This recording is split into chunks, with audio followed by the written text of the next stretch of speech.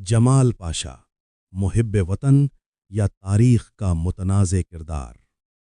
600 سال ایک ایسی سلطنت جس نے 3 براعظموں پر حکومت کی، جس کے جھنڈے تلے لاکھوں لوگ جیتے اور مرے، لیکن ہر عروج کو ایک دن زوال آتا ہے، اور جب سلطنتیں گرتی ہیں تو صرف سرحدیں نہیں ٹوٹتی، کردار بھی بے نقاب ہوتے ہیں۔ یہ 1914 ہے، دنیا جل رہی ہے، ورلڈ وار 1 شروع ہو چکی ہے، اور سلطنت عثمانیہ ایک فیصلہ کرتی ہے، جرمنی کا ساتھ دینے کا فیصلہ۔ کیا یہ حکمت عملی تھی یا خودکشی؟ اسی ہنگامے میں ایک نام ابھرتا ہے، جمال پاشا۔ وہ عام سپاہی نہیں تھے، وہ اقتدار کے مرکز میں تھے، committee of union and progress کے اہم رہنما۔ طاقت ان کے ہاتھ میں تھی اور ذمہ داری بھی۔ انہیں شام اور عرب علاقوں کا گورنر مقرر کیا گیا۔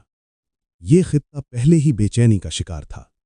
1915 دمشق۔ بازار کھلے ہیں لیکن فضا میں خوف ہے۔ جمال پاشا کو شک تھا کہ عرب رہنما بغاوت کی تیاری کر رہے ہیں۔ فیصلہ کیا گیا، سخت کارروائی ہوگی، اور پھر پھانسی گھاٹ آباد ہونے لگے۔ دمشق اور بیروت کے چوراہوں پر عرب دانشوروں اور رہنماؤں کو سزائے موت دی گئی۔ کچھ لوگ کہتے ہیں یہ سلطنت کو بچانے کی آخری کوشش تھی، مگر کچھ کے نزدیک یہ ظلم تھا۔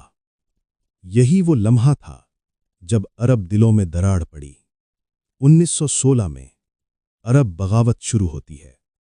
وہی علاقے جو کبھی عثمانی پرچم کے سائے میں تھے، اب اس کے خلاف کھڑے تھے۔ کیا یہ سب صرف بیرونی سازش تھی یا اندرونی غلطیوں کا نتیجہ؟ جنگ شدت اختیار کرتی ہے، فوج کمزور پڑ رہی ہے، معاشیت ٹوٹ رہی ہے۔ 1918 سلطنت عثمانیہ شکست تسلیم کر لیتی ہے۔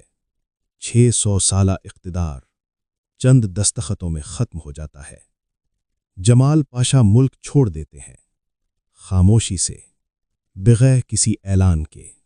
کچھ کہتے ہیں وہ فرار تھے، کچھ کہتے ہیں وہ خود کو بچا رہے تھے، لیکن تاریخ کبھی مکمل خاموش نہیں رہتی۔